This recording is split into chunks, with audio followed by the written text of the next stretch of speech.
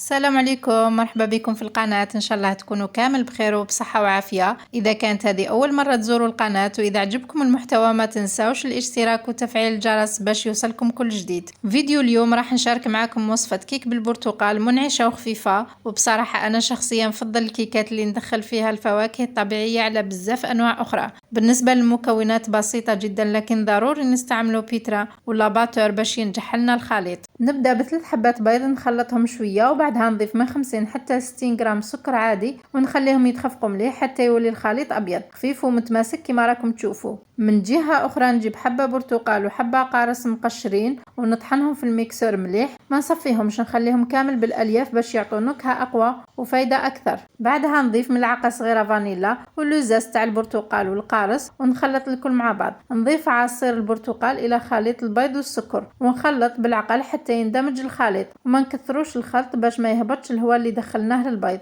ودرك نروحوا للفارينة، نحتاج من 150 إلى 200 غرام فارينة حسب النوعية نتاعها. نجوزها في الباسوار مع كيس خميرة الحلويات ونخلطهم مع بعض. بعدها نضيف الفارينة تدريجيا للخليط. وهنا عندي ملاحظة صغيرة، في هذه المرحلة من الأفضل نستعمل الفوي ما نستعملوش سباتشول، لخاطر الفوي يدمج المكونات بسرعة أكبر وما يخليش الخليط يهبط. بعد ما نتحصلوا على خليط متجانس نفرغوه في مول مدهون ومرشوش بالفارينة وندخلوه للفرن من 30 حتى ل 45 دقيقة أو حتى يطيب حسب الفور تاعك. وفي هذا الوقت نحضروا الشربات. في كسرونة نحطوا 40 غرام سكر، 200 مليلتر ماء، 200 مليلتر عصير برتقال ومعهم شوية قشور البرتقال. نحطوا الكل فوق النار حوالي 10 دقائق حتى يذوب السكر، وبعدها نصفي الشربات ونخليوها تبرد. بعد ما يطيب الكيك ويبرد شوية نثقبوا السطح باستعمال عود خشبي أو فرشيطة، ومن بعد نسقيوه بالشربات باستعمال فرشاة أو ملعقة حتى يتشرب مليح.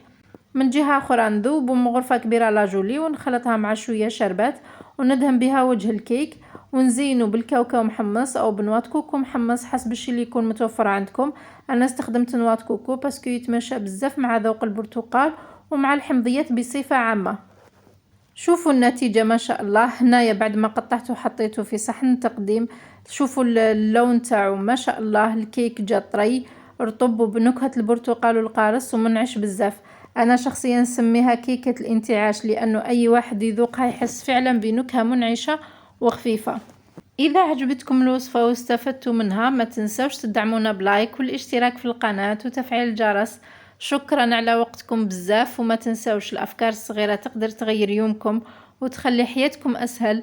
نشوفكم في فيديو جديد إن شاء الله. في أمان الله ودمتم سالمين.